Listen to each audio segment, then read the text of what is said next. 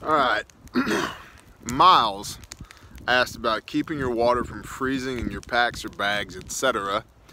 And NWA Prepper, the best niche on the planet, the Nude Wrestling Association, End Preparedness, asked the hydration bladder philosophy. By the way, guys, just hold on. If you guys haven't gone to adventurefrontier.com, which is run by the Nude Wrestling Association Prepper, and gotten one of these, I mean, look, man, Xmas is coming. 30 bucks. Because look.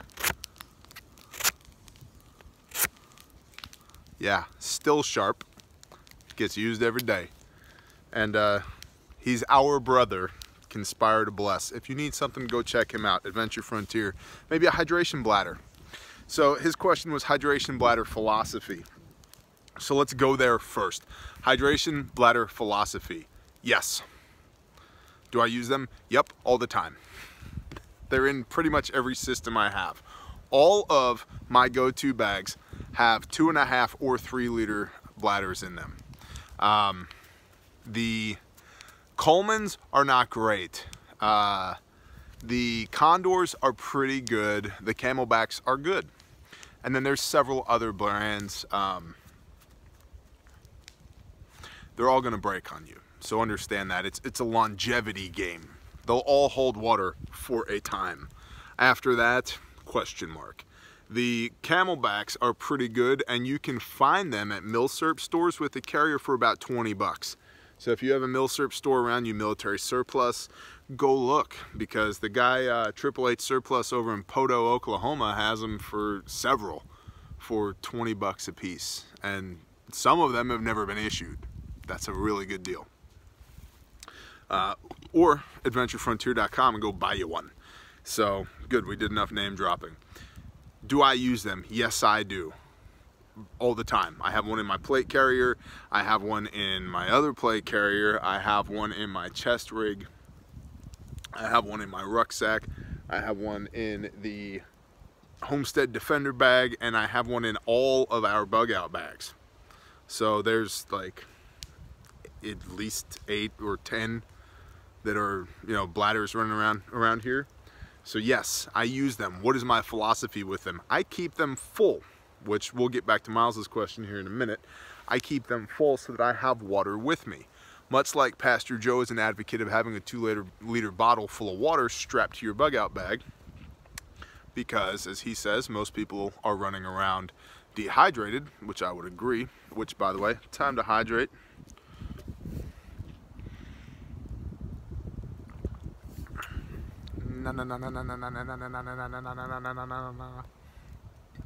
This is not the big one he sent me. I left actually the big one's inside. I left my coffee cup up on the side of a mountain, and I was like, I need another coffee cup. So I got a little one to match my big one, and I had a little sticker that got sent to me when I bought the knife, and I was like, I'm gonna put the little sticker on the little cup, and then it'll match the big cup with the big sticker. What? Yeah. Sorry, I get worked up sometimes. I like stickers, you know. It's that part of me never grew up. So I see you, son, you're killing me. We'll go this way. All right, so I have them, I use them, I keep them full, and about, I'd say truthfully, about every 6 months, I swap the water on them. Predominantly, why I carry them is A, they're convenient, B, if you're in a non-permissive environment, meaning you can't build a fire like this one over here that's trying to, you know, preserve me for all of eternity by smoking me out.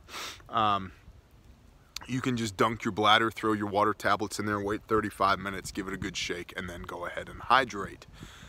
And I like that a lot. It's quick, it's convenient, and if you don't have the time to pump water or boil water or whatever, or you just don't want to expend the time, calories, energy to do it, you can dunk your bladder, you know, use a pre-filter. You can just put a sock over the top of the bladder opening, whatever. Use a pre-filter, dunk it, and then throw your tabs in, and you're good to go. So that's pretty much my philosophy on hydration bladders. In fact, I think I have a YouTube video on my hydration bladder philosophy. Now, to augment my hydration bladders on pretty much all of my systems, they are not the only means I have to carry water. I love 1 liter smart water bottles. I probably should have bought stock in smart water once I discovered the Sawyer Mini, because I have a lot of 1 liter smart water bottles because they're just really robust and they interface so well with the Sawyer Mini, which is my go-to, which you guys know already. And so, in addition to those 1 liter bottles, like the day packs all have one 1 liter bottle. The Ruck has 2. Most of the go bags have 2 in there. And yeah, I mean, even my, actually, no, that's a lie. I was gonna say my day pack on the back of my plate carrier had 1 in it, but it doesn't. It just has a bladder. I also really like just a typical GI canteen setup. A canteen carrier with a canteen cup underneath it, and then the canteen in it, the 1 quart GI canteen, and then I usually put a Bic lighter wrapped in duct tape in one of the pockets, and you can usually stick a little trioxane tab in there as well, you know, a little fire starter tab as well, and then you can get 7 Folgers instant coffee packets, the little ones, in the other pocket. And now you have coffee, you have water purification, you can put your Aqua Myra tablets in those little pockets, in your whatever, right? And you have kind of a self-contained kit to carry water, purify water, drink coffee, which is absolutely necessary. My wife just got back from the store. She has the most interesting outfit on. She has purple farm boots, gray sweatpants, a black fleece, a gray toboggan, and a smile on her face. So I like the 1 quart GI canteens as well, and I have them integrated in a lot of my systems. Bug out bag, yes. Rucksack, yes. War belt, yes. There she is. Hello, fabulous. Well, come on over, say hi to the patrons. Hello. What were you doing? Walmarting. Walmarting? I changed out of my rain boots. Oh, you did? Put on tennis shoes. Oh, okay. So. Well, I guess that's okay. Good. What did you get at Walmarting? All the things. All of the things? Yeah. Good. I went ahead and did some grocery shopping. Did you get prepper food? A little. Good. Good answer. Are you just saying that because you're on camera? No. You didn't actually, did you? You bought some? No. That's our deal. Like I tell you guys, like we have a deal. You go to the store. I bought turkey spam. You buy turkey spam. See, you go to if you're at the store, get some kind of prepper food. Right. Just something. Something just to add it on. It might be $2. Right. Hey, I got 1 thing of beans. Cool. That's 1 more thing of beans than we had before. And we just got some more prepper food when we were at Walmart the other day. Yeah, it's still in the back of the cart. Oh yeah, I got to pull that out. But a considerable amount of rice. So, hey, I saw a cow cross the road. Hey, I saw a cow cross the road. What was on the other side of the road? A house. A house. Yeah. A house is the answer. Beef. Beef for dinner. Beef. There's 2 over here that continuously get out, and I told her we need to lure them onto the property so that they're trespassing, and then we can shoot them and eat them. Yeah, this was a big old. Not that we would do that, because I wouldn't shoot somebody's cows. I'm just joking. Okay, chill. Did Nellie lay down? Yeah. Hey, Nell, say hi. Nellie. Say hi. Yeah, she's gotten way big. So anyway, we were talking about hydration bladder philosophy, and then keeping your water from freezing in your packs, bags, etc.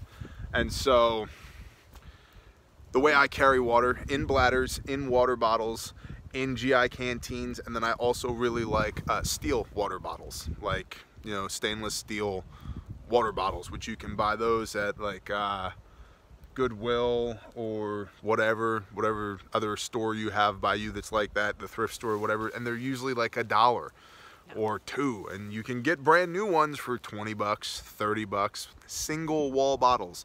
You don't want a double wall bottle Like this is double wall and it has air around it, and that air acts as an insulator, which is why your drink stays warm or cold. You don't want that. You want a single wall so that the heat on the outside goes through to the inside and boils your water for at least 2 minutes so that you can then drink it in an emergency situation. That sun is killing me over there behind that pine tree. I wonder if those like warm hand pouches would work. To boil water? No, but to like warm it up, like if it was cold, like if it was ice. Oh, to keep your stuff from drinking? Right. You could, maybe. So what I was gonna say, that, is the best way to deal with frozen water is to not let it freeze in the first place, which it sounds like you're already on the path there, Miles. So with your bladder, it should be in your pack, and there should be stuff packed around your pack so that it stays insulated. Now they do make insulated bladders, which is a whole nother story. You could get an insulated bladder, or you can just pack stuff around your bladder in your pack so that it stays warm. You can also start with warm water. Water has a high specific density, meaning that it's has a lot of it's heavy. Okay, so because it has a lot of mass, it retains heat really well. So if you start with warm water, it will, you know, and look, when it's cold, I don't like cold water. I don't like drinking cold water when it's cold. So if you start with warm water, it will stay warm, and then it'll stay from freezing much longer. Now, what if you're like, if your bag is in your car and your car gets below freezing at night and you're worried about all your stuff bursting or whatever? Maybe I could see that. We've had 1 liter smart water bottles in our bags down here when it's been, you know, 15 degrees, and the bottles don't freeze because they're inside the bags, and it stays above freezing in the bag, which is in the car. So maybe I could get that. Your external, like canteens and stuff like that, you're gonna want to keep them, again, either full of hot water while you're moving around when it's below freezing, or don't keep them full, which negates the point of having them. Yes, you can make that argument, but when you get to a water source, then you can fill it up, use your cup, heat it up, put it in the canteen, the whole nine. So you can also put your bladder inside your clothing or your bottle or your whatever, and use your body heat to keep it from freezing. The smoke is killing me. Yeah, between the smoke and the sun, I need to be like right here. You know what? Let's move here. We have feet, not roots. Let's go over here. Oh, the sun. Oh, there it is. No, whoop, right there. Now you're in the sun. This is the best video. All right, so how do you keep them from freezing? Start with warm water in the first place. That'll take a lot longer for them to freeze. Keep them insulated in your bag. You could either get an insulated bladder or put insulation around them, like your clothes or a wool blanket or whatever. During the night, fill your bladder up and sleep next to it. If it's below freezing, it will keep it from freezing. If your water freezes, it takes a lot of TCE, time, calories, and energy to unfreeze it to get usable water again. So you really don't want it to freeze. If you're keeping water in your vehicle for an emergency situation and it gets below freezing in your vehicle, don't. Move your water in and out with you, or park your vehicle inside or whatever. But that's not a good idea. Carrying around a block of ice isn't going to help you. And I've never had a bladder burst because it froze, but I'm trying to remember a time that I had a bladder freeze, and I haven't. So has your bladder ever burst because it froze? No, her bladder is intact. No. It's good. You've had beer burst. I've had beer burst because it froze. This is an emergency. That's a true emergency right there. So, hydration bladder philosophy. Yes, you should have one. Let's go over here. Oh my goodness, auto locking. Yeah, there we go. That's even better. Yes, you should have hydration bladders in your kits. Yes, I love them. Yes, we use them. Here I am. Yes, all of those things. Hey, look, a little tree bud. And then as far as keeping stuff from freezing, start with warm water. And then if you're leaving your stuff out where it can get frozen, correct that issue. Like a lot of people stock their bug out bags and stuff out in the garage, like that's where their stuff is by their car or whatever. Okay, cool. Keep your garage from getting frozen. If it's in the back of your car, if it's a car kit, swap your water in and out. Maybe you have a 2-liter bottle or a gallon jug that you bring in and out of the house with you every day, that's your emergency water. And then if it's go time, you grab your gallon jug and your pack and you move out. And then when you have an opportunity to stop, you take that unfrozen water that you have and you fill your stuff up. Look at that smoky fire. So, warm water, and start with warm water, and do not let it freeze. Like, you waste a lot of time and energy if it freezes, which it sounds like you're already dealing with. That's how I know how to deal with it. And insulate around your water bladder. So, you know, a lot of guys tend to keep their bladder at the top of their pack so that they get some water pressure as well, and it's easily accessible so they can get in and out of it. That's cool. You might keep, you know, like a intermediate layer or a small wool blanket or something like that in the top of your pack as well that you wrap it with if it's like straight up below freezing outside. Give that a shot. And then don't subject it to freezing temperatures in the first place, because that freeze thaw, and the same thing if you have any survival food in there, freeze thaw of anything that has any water content in it is going to degrade that food really quickly. So you don't want to do that. Don't let it freeze in the first place, and you won't burn a whole bunch of time and energy getting it unfrozen again. So I think that's about it.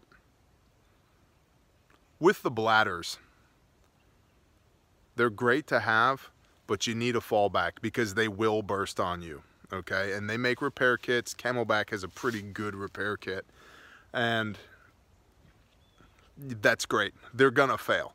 Treat them as a nice to have, not a need to have. What you need to have is a metal container that you can put on a fire to boil water with. That you need to have. Okay, or a metal container you can put Aquamira tabs in, or water treatment tabs, or whatever. You know, iodine, pick your poison, literally something to poison all the little microorganisms with so you can drink it. Pick your poison. But you need a container that's robust. What's nice to have is a bladder. So the only system that it's my only carrying capacity in, my only means of carrying water in, is the day pack on my plate carrier. Everything else I have, that's not true. My chest rig also has only a bladder in it, so I should really think about putting a 1-quart canteen on both of those. But they're also both designed to run in conjunction with a larger pack. So, but you should definitely have another way to carry water with you when you have a bladder, because they will fail. That's just what they do. They fail. And generally speaking, they fail when you really need them. You know, Murphy's Law. So there you go, Miles and the Nude Wrestling Association preparedness guy. Y'all have a wonderful day. Shalom.